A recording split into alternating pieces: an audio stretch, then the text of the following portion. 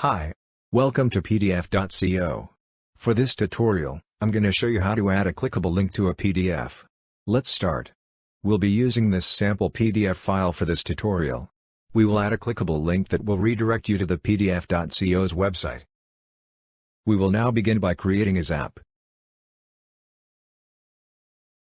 Type in and select Google Drive as our trigger app. Then, select New File and Folder as our trigger event.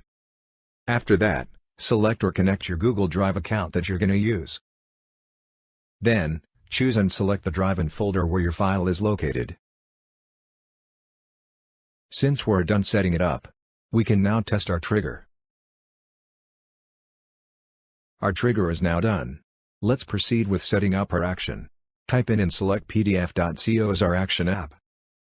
Then, select Custom API Call as our action event. After that, select or connect your PDF.co account that you're going to use. Let's now go ahead and set up the parameters for our action.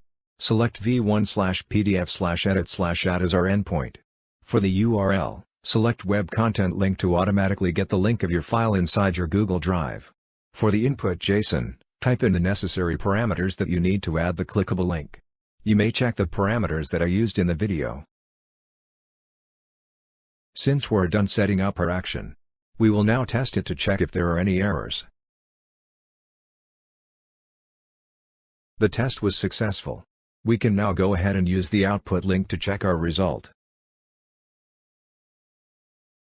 Here's the result PDF with the clickable link added.